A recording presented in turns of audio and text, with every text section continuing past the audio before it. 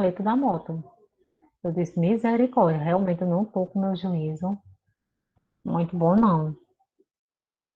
E aí tive que chamar a pessoa para abrir. Ainda bem que eu estava em casa. Então vamos assim, dar continuidade.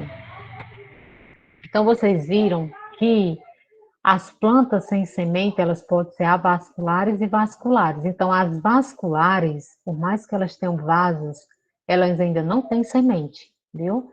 São tanto as avasculares, né, as criptógamas sem semente, pode ser tanto avasculares como vasculares. Então, essas vasculares que a gente vai estudar, elas não têm semente, ainda está dentro do grupo das criptógamas, né? Então, são as pteridófitas. Vou colocar aqui. Pteridófita. Então, a gente viu algumas características que eu já falei, né? O habitat delas, tanto água doce como em terra firme. Tem espécies de plantas que elas necessitam de outras plantas para sobreviver. Não que seja questão de alimentação, né? Elas não parasitam, elas não chegam a sugar a substância de outras plantas, é só mesmo um apoio, né? Então, elas vivem sobre outras plantas, e essas plantas a gente chama de epífitas, né? Mas elas não parasitam, não causam nenhum mal a outra planta, é só mesmo para ficar lá, né? Sobrevivendo junto com essa planta. E aí nós temos algumas espécies, né? Que algumas espécies não. As espécies, todas as pteridófitas, elas já apresentam sistemas vasculares, né? De vasos, tanto xilema como floema, né? E aí, por isso que são plantas vasculares. Tem espécies de pteridófitas que elas não são benéficas ao meio ambiente. Elas são invasoras, né? Por exemplo, se eu pegar uma espécie, uma mudinha, e plantar num terreno, elas vão nascer sem controle, né? Chama plantas invasoras. E aí elas começam a competir com outras espécies, principalmente quando são espécies nativas, né? Tem gente que acha bonitinha, ah, é aqui eu vou levar para plantar. E às vezes é uma planta competitiva, né? Uma planta invasora, que vai nascer várias espécies, vai dominar aquele local, aquele ambiente, né? E aí vai causar problemas ao meio ambiente, né? As plantas que eram para viver ali, que é nativa, acabam que sendo substituídas por essas plantas invasoras. E aí nós temos, né, duas espécies, que é a Pteridium, vocês podem ver aí na imagem, e a Salvenia moleste. Todas elas são plantas que causam problema ao meio ambiente, porque elas são plantas invasoras, né? São plantas também de pequeno porte, porque o sistema de vasos dela não é bem desenvolvido ainda, né? Ainda elas não conseguem, como é que se diz, transportar, né, a água, os nutrientes muito longe, essas células ainda é como se fossem uns vasos muito simples, então elas ainda são plantas de pequeno porte, né, como vocês podem ver aí, a gente chama até de arbustos, né? Aí vocês podem ver a samambaia, que são plantas ornamentais, e as avencas também, né? São plantas utilizadas como ornamentais. Tem a cavalinha e a licopódias, né? Então, são plantas de pequeno porte. Existem algumas espécies, ó, já as pteridófitas, conforme a literatura, já tem algumas espécies que têm uso terapêutico, né? E aí vocês podem ver tanto as licófitas, as espécies do filo licófitas, e até mesmo outras espécies, a samambaia não, né? Até a samambaia também, né? Como diz aí. Então, nós temos umas que produzem já algumas classes de metabólito secundário, como vocês podem ver, o alcaloide, e que essas substâncias já foram testadas, algumas substâncias, né? Essa daí apresenta atividade inibitória para acetilcolina esterase, capaz de promover um ganho de memória em animais e tem sido empregada no tratamento de doença de Alzheimer. Então, assim, já é um estudo bem avançado, né, dessas plantas, que já estão estudando no combate de Alzheimer, né, esses metabólicos que são os alcaloides identificados nessas espécies, né, de licófitas, que é a Lycopodium, do gênero Lycopodium. E na samambaia, por mais que seja uma planta ornamental, ela também já vem sendo estudada, e aí já foi identificado os terpenos, que também é uma classe de metabólitos secundários, que vocês irão estudar, né, na farmacognosia, mais aprofundado esses princípios ativos.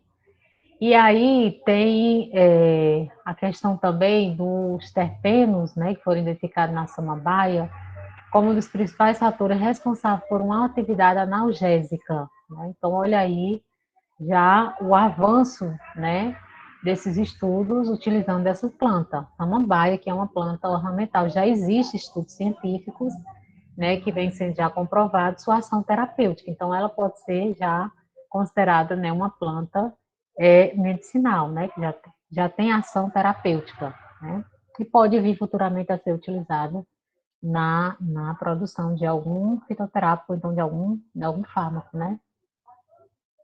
Tem alguém aí tentando entrar? Se tiver, vocês me avisem. Agora nós vamos estudar as fanerógamas, né? Nós estudamos a criptógamas, que são plantas sem semente, pode ser avasculares ou vasculares, briófitas e pteridófitas. E as fanerógamas, que são as plantas que têm o seu sistema reprodutor visível, né? Que a gente consegue visualizar a olho nu. E essas plantas, todas elas possuem semente, né? Que são a gimnospermas e angiospermas. São plantas vasculares, todas elas possuem vasos, e além de vasos, elas possuem semente, né?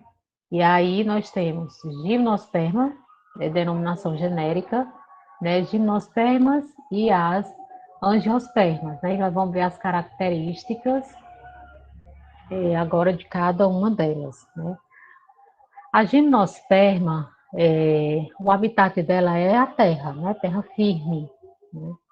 E tem muitas espécies na América do Norte e na Eurásia. Poucas espécies aqui endêmicas no Brasil. As principais representantes são as coníferas, as cicas ou cicadas, guinetófitas e gincófitas. Né? São os principais filos. Em cada filo desse existe um número de espécies, né? Então, possui xilema e floema já bem desenvolvido, porque tem plantas de grande porte, como vocês podem ver aí, um tipo de conífera que é o pinheiro do Pará, né? Nós temos aqui espécie do pinheiro do Pará, conhecido popularmente como pinheiro do Pará, mas é a Araucaria angustifolia que eu vou mostrar mais lá na frente. Existem florestas, né, aqui no Brasil, no sul do Brasil, aqui não, constituído por pinheiro do Pará, né? Lá para o lado do sul. Então, elas são plantas mais desenvolvidas, né? Porque elas têm um porte maior. Tem planta de médio porte e de grande porte, né? E essas plantas, né? Ela diz aqui que é independente da água para a reprodução. É outra característica que eu não citei nas briófitas e pteridófitas. As briófitas, elas precisam do meio da água para poder se reproduzir, né? A reprodução, ela ocorre dentro da água, tanto das briófitas quanto das pteridófitas. As pteridófitas, o gameta sai nadando, precisa da água, porque é uma célula que tem flagelo, então ele sai nadando, vai para a planta feminina, que apresenta órgão feminino, no caso chamado de osfera, né? Nós precisaríamos adentrar mais esse assunto, mas aí é só para vocês entenderem, porque o conteúdo aqui não é para a gente estar aprofundando, nós vamos aprofundar mais lá na frente no estudo da morfologia e da anatomia, mas aqui é mais questão de conhecimento. Então, tanto as briófitas como as pteridófitas, elas precisam do meio da água para poder se reproduzir. Olha aí, viu? Só se desenvolve se tiver água. Os gametinhos saem nadando, né? E aí, para poder ocorrer a fecundação e a planta, né, se reproduzir. Tanto as briófitas quanto as pteridófitas. Já as gimnospermas, elas são independentes da água para poder se produzir, né? É com terra firme mesmo que elas se reproduzem. Aí aqui já tem o surgimento de grão de pólen, né? Todos têm semente, como eu já falei, e do óvulo, que é a partir do óvulo que forma a semente, né? Então, o óvulo forma a semente. Então, pronto, óvulo, semente e grão de pólen, que é o que elas têm, né? não tem flores e não tem frutos, né? As gimnospermas. Só tem grão de pólen, óvulos e principalmente a semente. Todas elas têm semente. Então, são independentes da água para poder se reproduzir. Então, essas principais características da gimnosperma. Vamos ver que algumas espécies, né, relacionadas a cada filo. Temos as cicadas, que são as cicas, né? Elas lembram muito as palmeiras, são plantas de médio porte, né? Elas não são nem tão pequenininhas, nem de grande porte, elas já são de médio porte. São ornamentais, vocês já, acho que já viram em algum jardim, né? Esse tipo de planta.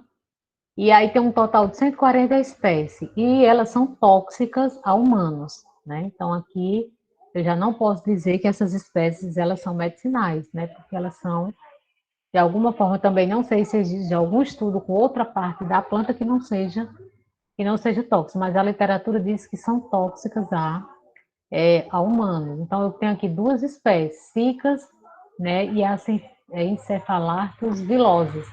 E aí, essa imagem que eu coloquei da encefalato da espécie vilose, vocês podem ver aí, essa estrutura amarelada, isso aí é o órgão reprodutor da planta, né? Por isso que diz que elas são visíveis, então você consegue visualizar que nós chamamos de estróbilos, né? Os estróbilos, eles são formados por cones, os conezinhos que são os órgãos reprodutores das gimnospermas, então são bem visíveis essas estruturas, né? E aí nós estamos vendo os ginkgos, né? No ginkgo só tem uma única espécie, que é o ginkgo biloba. Todo mundo aqui já tomou, praticamente, eu acho que todos já tomaram algum xarope, algum medicamento para a memória, né? O ginkgo biloba ele é muito indicado para melhorar a memória, né? E eu até mesmo já tomei o ginkgo biloba. E só tem uma espécie, né? E a única espécie que tem uma planta medicinal que já é comprovada cientificamente e até mesmo já tem fitoterápico, né? Já está na lista das plantas, das 71 planta que pode ser utilizada na produção de fitoterápico. O ginkgo biloba é uma das plantas que vem sendo bastante mais estudada, né? E já apresenta, né, algumas propriedades fitoterápicas, como vocês podem ver aí, ó, tanto em pó, a gente pode utilizar, que não é um fitoterápico, né, é uma droga vegetal, e aí você pode usar em pó, tem cápsula, tem comprimido, né, tem xarope que contém o ginkgo biloba, né, e aí vocês veem, né, é uma planta arbórea, né, ela pode chegar até 30 metros de altura, e a ação dela, tanto é para estimular a memória, né, o melhoramento da memória, como tem outras ações terapêuticas, como antioxidante, anti-inflamatório, estimulante da circulação sanguínea e antitrombótica, né? Aqui são algumas ações já fitoterápicas, né, que já foi comprovada cientificamente, né, com relação a ginkgo biloba. E a parte mais utilizada do ginkgo é as raízes, né? As raízes é a parte da planta que já apresenta toda essa ação terapêutica, né? E também tem outras indicações, como vocês podem ver aí, tontura, vertigem, labirintite, microvarizes, perda de memória e dificuldade de concentração, né? E só tem uma espécie, só o ginkgo biloba mesmo. Tem outras espécies gimnospermas, né, como vocês podem ver aí, que elas não são nativas aqui do Brasil. Essa da espécie do filo Gynotophytas, né, a mais popular e a única também desse gênero aqui, Heltschia, né, só tem uma espécie, que essa daqui é do deserto. Você só encontra ela no deserto, né, em Angola. Então, é uma planta do deserto. Mas tem 90 espécies guinetófitas, além dessas, né? Então, é uma planta que ela só possui duas folhas. Aí é porque já tem uma espécie em cima da outra. E essas duas folhas, elas crescem, né? Essa planta ela tem uma vida de 100 anos, e esses 100 anos, essas folhas, elas vão crescendo, crescendo. Só que elas chegam a atingir 3 metros de comprimento, porque as extremidades elas vão né, morrendo. A planta não, essa folha ela não tem a capacidade de crescer mais do que 30 metros. Então, aí as folhas só atingem esse comprimento, né, de 30 metros. Então, é uma planta do deserto. Você não vai ver essa planta aqui no Brasil, né, porque ela não é nativa aqui do Brasil. É só para mesmo termo de conhecimento. E as coníferas, né, são as que apresentam maior quantidade. São as coníferas que são os pinheiros, né? Como eu falei, aqui no Brasil, se eu passar aqui, porque esse slide eu mudei, tem em torno de 600 espécies, né, de conífera. A maioria delas pertence, são pinheiros, né, cipestres e sequoia. Sequoia hoje é considerada uma das plantas mais velhas, é a sequoia. Tanto maior, né, é uma planta de grande porte, chega a atingir 110 metros, como a mais considerada uma das mais velhas plantas, elas vivem por mais de 100 anos, né? Essa sequoia. E aqui no Brasil é a araucaria angustifolia, que é o pinheiro do Pará. Como eu já falei, vocês podem ver em uma imagem, né? No sul existe florestas de araucaria. Essa floresta ela já está bastante desmatada porque utiliza a madeira do pinheiro, né? A produção de móveis é bastante utilizada essa madeira. Então, assim, já existe floresta lá do lado do sul e praticamente, né, já está bastante desmatada essas florestas. E formam, como já aqui, tanto ela é encontrada aqui no Brasil, quanto tinha alguém pedindo para entrar, quanto na América, né? Então, as espécies, maior número de espécies da América do Norte e Eurásia, de coníferas, né? Da maioria dessas espécies. A comum aqui no Brasil mesmo é só o pinheiro do Pará. Aí nós temos o cipreste italiano, elas lembram muito, essas coníferas, árvores de Natal, né? Elas são muito parecidas, assim, com árvore de Natal. Tem muita gente que já compram as mudas e planta em casa, porque elas são muito semelhantes a uma árvore de Natal. Temos aí o cipreste italiano, né, que lembro, não é nativo aqui do Brasil. Aí você tem o hábito, que o hábito ela já é uma planta considerada medicinal, vocês podem ver aí. Já tem propriedades terapêuticas, né, já é bastante estudada, que é estimulante, desintoxicante, analgésica, antioxidante, antisséptica, anti-inflamatória, antiescorbútica, calmante, expectorante e sedativo. Né? Então, a abeta já tem estudos ela sendo utilizada, né, como plantas medicinais, vem sendo comprovado o seu uso terapêutico. E tem a sequoia, como eu já havia falado para vocês, né, que é uma conífera, e hoje é uma das plantas mais altas e velha, né, ela só perde para outra espécie popularmente chamada de Mutsalem, né, que ela é da Califórnia. A sequoia também encontra na Califórnia, aí ela chega a atingir 110 metros de altura. E vive mais de 100 anos essa planta. Essa daí ainda está lá, né, na Califórnia. E aí nós vamos para as plantas vasculares, que têm semente, e além de ter sementes, elas têm o quê? Flores e frutos. Então, o que diferencia as angiospermas da gimnosperma é a presença de flores e frutos. A gimnosperma não tem flores e não tem fruto. Elas têm semente, né? Tem algumas espécies que você encontra como se fosse um fruto, né?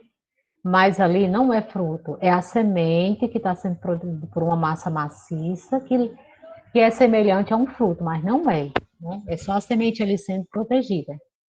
Que tem mesmo flores e frutos, são as angiospermas.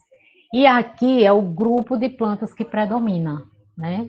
O planeta, porque o maior número de espécies que existe é de angiosperma, e a maioria das plantas medicinais, né? Mais de 90% são angiospermas, que a gente utiliza como em uso fitoterapêutico, o fruto, a semente, as flores, né, os botões florais, as folhas, a casca, a raiz. Então, é uma planta completa, né, a angiosperma.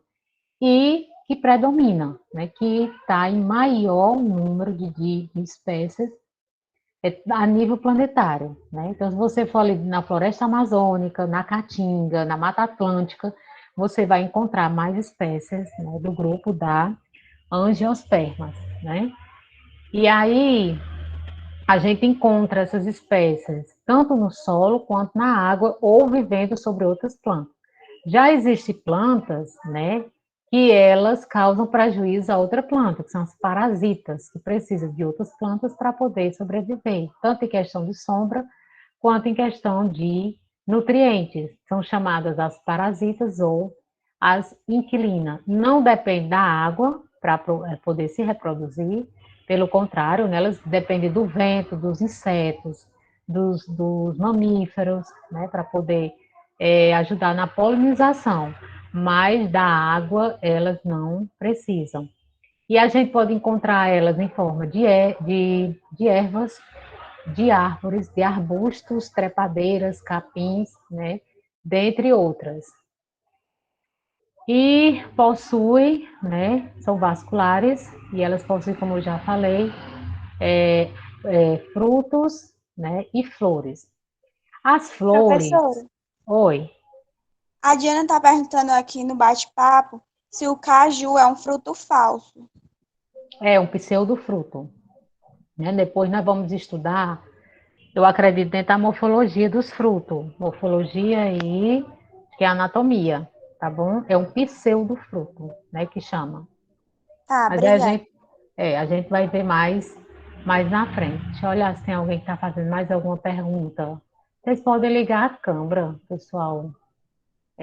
Podem conversar, né? Sim, sem precisar estar no chat. É bom vocês falarem pela câmera, tá bom? Porque aí eu consigo ouvir, que no chat eu tenho que estar olhando.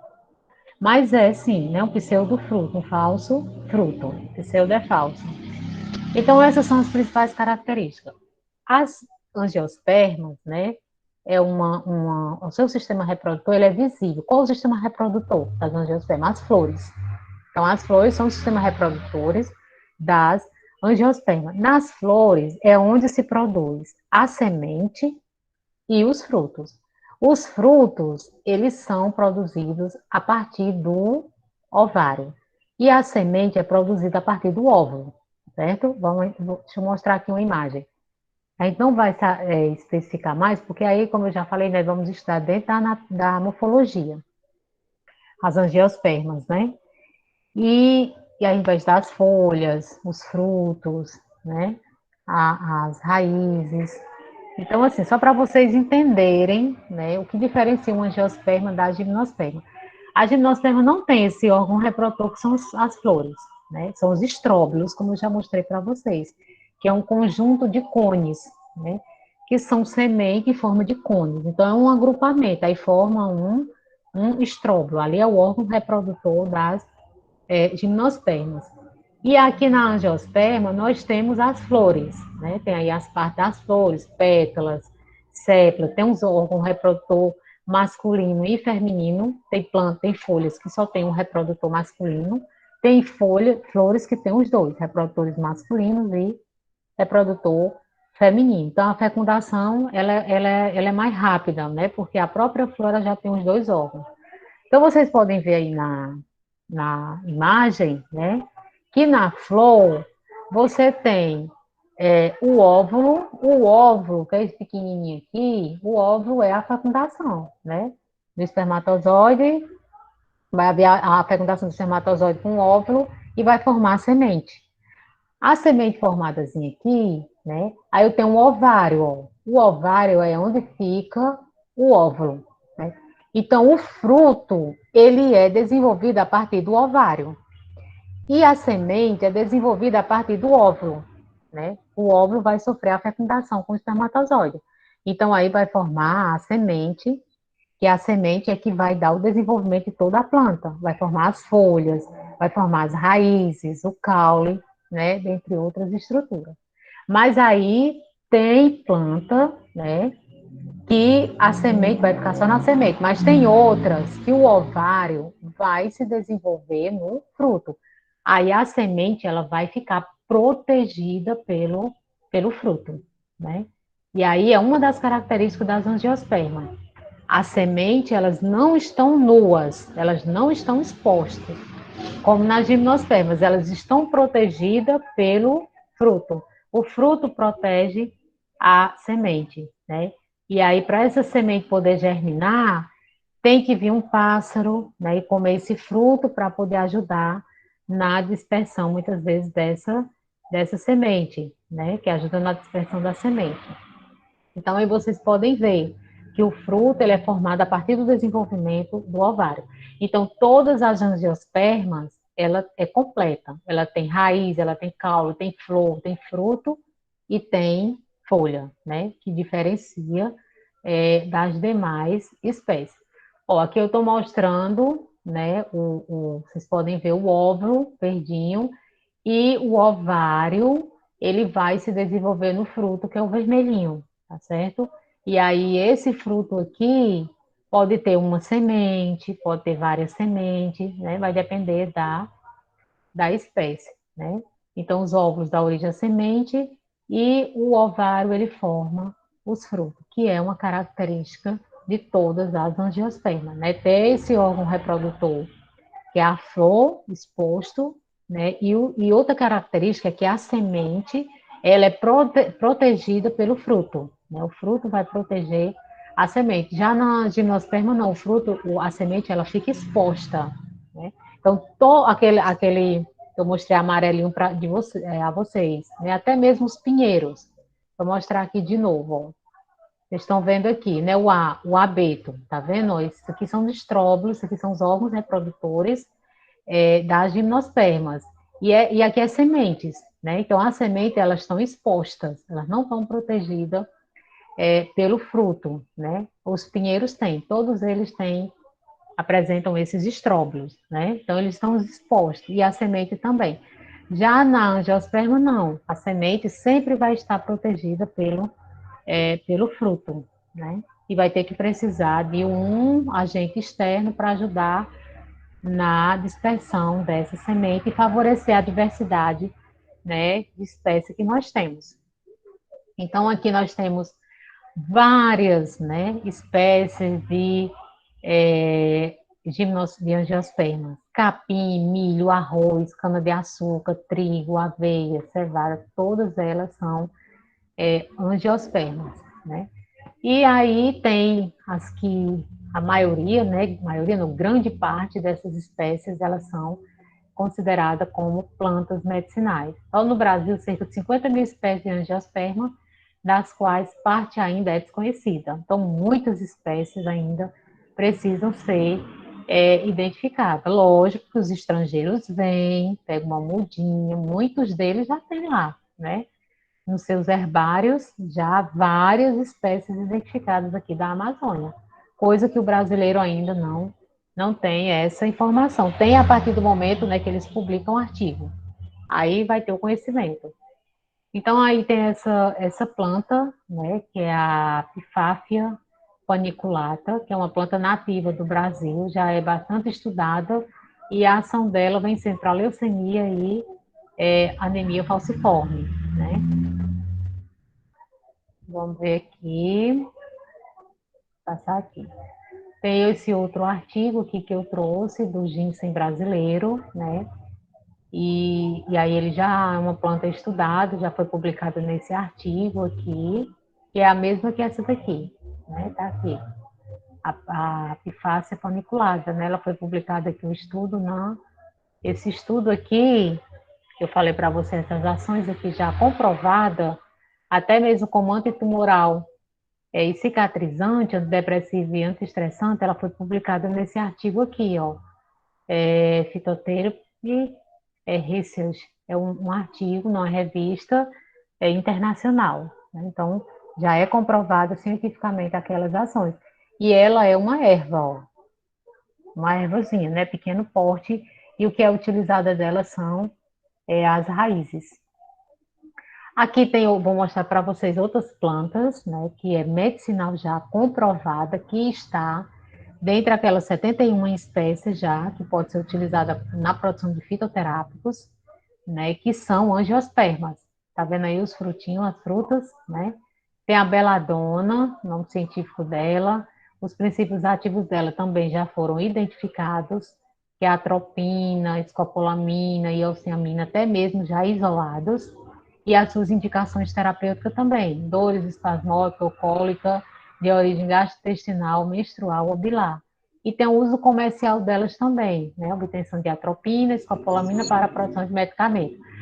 Esse uso comercial, o que, que eles fazem? Eles isolam essa substância, levam para o laboratório e começam a produzir, né, sem sintetizar, essas substâncias para produzir medicamento, que não são fitoterápicos, como vocês podem ver o Buscopan, né? A composição química do Buscopan, a substância, ela é a que tem essa planta, a beladona, que eles conseguiram identificar, isolar e começar a produzir no laboratório, porque para extrair elas, purificar e já utilizar na produção do medicamento, o custo é muito alto. Então, sai mais barato isolar, identificar a sua estrutura molecular e começar a sintetizar no laboratório para poder produzir o medicamento. Alguém estava querendo falar? A senhora sabe me dizer se a escopolamina também pode ser usada para enjoos? Não, eu não sei essa informação. Porque diz assim, dores, né, espasmódicas. Eu não sei se entra nessas dores aqui, né? Porque tem dores ou cólicas menstrual biliar. Mas eu acredito que sim. Porque tu já viu algum medicamento? Uma pessoa já me falou que o Buscopan, né, que é escopolamina, usado Hum, para enjoo, assim, gastura, enjoo de viagem, essas coisas. não, eu acho que não, viu? Buscopan não. Porque o Buscopan, ele é específico para dor, né? Dores abdominais, cólicas. Você usa o Buscopan para cólica. Eu ainda não li a bula que eu vi que era para enjoos, não. Sinceramente, minha mãe usa muito Buscopan, mas ela usa para cólicas abdominais. Essa pessoa disse, eu digo, não, rapaz, eu digo que não é não. É por causa Não. disso. Se é, eu desconheço, né? Eu ainda vou ler a bula para ver se tem mais essa ação, né? Porque os medicamentos sintéticos, eles são muito específicos, né? Diz lá realmente o que que serve. Mas eu não recordo, eu nunca cheguei a ler que tinha essa finalidade, não. Essa ação terapêutica, não. Mas eu vou dar uma olhada na bula, né? Pode ser que fale alguma coisa. Aí tem a alcachofra também, né? A alcachofra está lá dentro das 71 plantas. E aí a ação terapêutica dela já é uma planta que já vem sendo bastante estudada. A parte usada são as folhas, né? E qual é a ação terapêutica? Tem colagogo, né? Tratamento de sintomas de dispenia funcional. Já é assim uma doença muito específica, né? E aí tem a aroeira, aí vocês veem a imagem, né, da alcachofra à direita, e tem até já medicamento fitoterápico, né? Aqui vocês estão vendo que foi produzido com o fruto da alcachofra, né? Não foi com as folhas, foi com o fruto. A própria imagem nela, ela mostra tanto as folhas como o fruto. Aí tem a aroeira nem preciso falar, né? Todo mundo aí já usou a aroeira, já tem um conhecimento das propriedades da aroeira, né? Ela é antitérmica, analgésica, principalmente anti-inflamatória, né? É assim incrível a ação da aroeira como anti-inflamatória, né, gente? É assim uma coisa potente mesmo, viu? A aroeira pode usar que ela você melhora mesmo, né? Muito potente. E tem vários produtos também cosméticos, né? Já não só medicamentos, não só fitoterápicos e medicamentos, quanto também produtos cosméticos. Utiliza muito a aroeira, né? Sabonete, shampoo. E aí os princípios ativos é taninos, esteróis e fenóis. Antitérmico, analgésico, depurativo em tratamento de doenças do sistema urogenital. Tem vários, né? Tem vários usos da aroeira. Vou passar aqui. Aí tem a babosa também, que é uma planta, é bastante conhecida. É um arbusto, né? Podemos se dizer, não é uma árvore. E a babosa também já tem tanto produtos cosméticos quanto fitoterápicos, né? Eu não consegui aí pesquisar, ver os princípios ativos, mas aí as indicações terapêuticas, é anti-inflamatório, queimadura, antibacteriano e cicatrizante.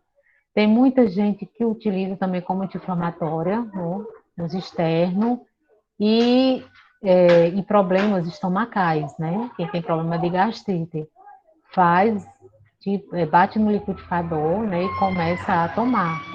E acredita que fica bom e fica mesmo, né? E aí nós temos o placo, né, que é também uma planta já comprovada cientificamente que existe fitoterápicos, né, principalmente xarope de vácuo, e nós temos aí um expectorante e broncodilatador. Então, tem muita gente, né, quando está com problema de gripe, alergia, Professor, o guaco é o mesmo com a finisina, né? como é? É a mesma guafinizina. Popularmente, né? Porque o não popular, ele varia muito, né? Então, aqui a gente conhece como guaco, mas tem outros estados aí, outras cidades que já mudam o nome popular. A gente vê que o nome científico não, mas o nome popular tem planta que tem vários nomes populares, né? Vários mesmo. Porque tem xarope que é assim, fitoterápico, né? Que a composição é guaifenesina. Aí eu não sei Uhum, se é o mesmo guaco, né? isso. Aí tem a espinheira santa, vocês podem ver aí também já é. Todas essas plantas que eu botei aqui, elas estão dentro das 71 listas, já são plantas comprovadas cientificamente e autorizadas para poder produzir fitoterápicos, né, e ser comercializado. A espinheira santa também, né, e aí você vê que ela é rica em taninos e tratamento de gastrite, úlcera, gastroduodenal. Agora aqui, o médico é que tem que, é importante que o médico ele receite, ele indique, e não você sair utilizando, né, sem ter uma análise, né, do médico, um exame para comprovar realmente se você tem problema de gastrite. O médico vai lhe dizer, se ele tiver conhecimento, que é para você utilizar realmente esse medicamento, mas tem gente que sente dor, né, ardência, queimação, aí já começa a usar, e às vezes não nem procura, né, fazer um exame realmente para comprovar se tem. Aí tem o salgueiro também, que é um angiosperme, é um medicamento fitoterápico, a casca que é utilizada é antitérmico, anti-inflamatório e analgésico. Existem mais. Aí tem mais um bocado que eu já mostrei para você, a coca, a ipecaruânia, chinchônia, beladona. Essas daqui a gente viu, né, que vem se estudando desde o início dos tempos lá, quando começou, né, os estudiosos da época a identificar e estudar essas plantas, né, mesmo com conhecimento empírico tradicional, e elas vêm sendo, né, utilizadas e estudadas nos dias atuais também. Aí tem a copaíba também, que é muito conhecida, né, a copaíba que já é tem fitoterápico da copaíba, manacá e o sem. Então, todas essas plantas, elas são, né, angiospermas. E aí o número de espécies já são plantas medicinais, né, que já apresentam comprovação científica, já vem crescendo bastante, né? Muitas são medicinais, mas ainda não está comprovada cientificamente, né? Só um bocado, mas aí já se vem estudando, né? A fitoterapia já vem ganhando mais espaço, né? A literatura já, o número de publicações já vem aumentando, né? Com relação a essas plantas. E aí nós temos, né? Um número muito grande, uma diversidade muito grande de angiospermas, né? Não só de plantas medicinais, mas outras plantas também tóxicas, né? Tem muitas plantas que são tóxicas, tanto para nós humanos como para os animais, né? E dentre várias outras espécies. Então, assim, pessoal, essa referência, né, que eu utilizei, todas essas imagens eu tirei do Google, por isso que eu coloquei aqui. Eu não coloquei nas imagens porque fica, né, muito cansativo colocar, mas aí eu tirei do Google essas essas imagens e dessas fontes aqui, dessas referências, tá certo? Então, aqui foi só para a gente ter o conhecimento das características, né, de cada grupo de plantas que hoje que são classificadas no reino, que é o reino Plantae, tá certo? Eu não especifiquei mais, não adentrei mais, porque a gente vai dar continuidade estudando a morfologia, como eu já falei, e a anatomia. Então, assim, é, eu vou só parar aqui a gravação, vai encerrar aqui, eu vou parar a gravação e a gente vai conversar com relação ao exercício, tá certo? Só parar para não ficar muito extenso.